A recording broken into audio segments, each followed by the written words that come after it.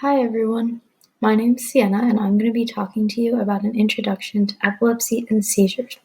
This is especially important this month as it is November, which is National Epilepsy Awareness Month.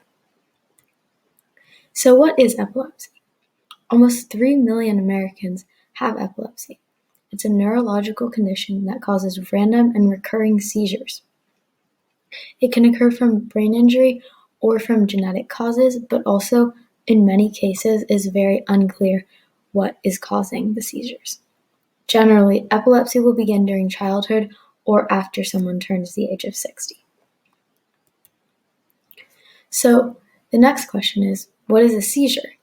A seizure occurs when neurons, which normally communicate, receive an overwhelming electrical signal interrupting normal activity. Too many neurons continue to fire, affecting the body from the control center. The control center is your brain. So during a seizure, it happens in mainly 4 steps. First, the step is called the prodrome. Symptoms are noticed hours to days before. It depends on the person and it depends on the seizure. And the symptoms can include difficulty sleeping, difficulty staying focused, and more. Step 2 is the aura. This happens right before a seizure. This includes dizziness, nausea, panic, deja vu, and a few other symptoms. This is something that could let someone know that they're about to have a seizure, but it doesn't give much time to prepare. Step 3 is the ictal or middle phase. This includes physical symptoms and what we commonly think of as a seizure. So if you think of the general symptoms of a seizure, that's the step where those will occur. Step 4 is the postictal or the ending section. This is where your body is relaxing and different symptoms are lasting different lengths of time, but generally your body is starting to recover from the seizure. There are multiple types of seizures, so we're going to start first with generalized seizures. These occur all over the brain. This means that they're occurring in the right hemisphere over here and the left hemisphere over here. They can be caused by serious head injury, stroke, or other unknown causes. The next type of seizures are focal, which means they occur in one lobe. These are also called idiopathic localization-related epilepsies, or ILRE. There are a few types within this category as well. The focal part means that they occur in only certain parts of the brain or only one lobe. So the first type that we're going to talk about is the frontal lobe.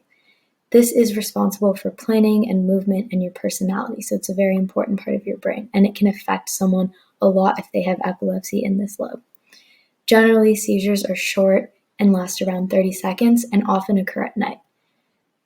Solutions to this include anticonvulsant medicines and also potential surgery, but this depends on the situation.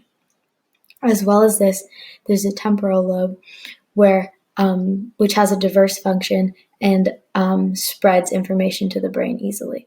But that also means that it can spread the seizure-inducing situation to the brain more easily as well. This is a frequent source of seizures, which causes scarring and damage. The patient will often experience an odd smell, an unconscious movement, or strong emotions when this is happening.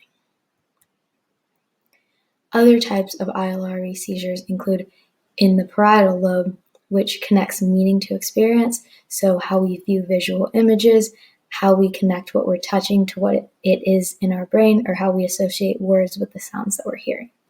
This is a very uncommon type of epilepsy, and generally the patient will experience sensory effects such as heat, numbness, hallucinations, or other things of that sort. Our last type is in the occipital lobe, which is what controls your vision. This is also a very rare location for a seizure to start, but the patient will often experience flashing or other visual changes either in their right or left eyes because it depends on which lobe it is focusing on and which hemisphere. Thank you for watching.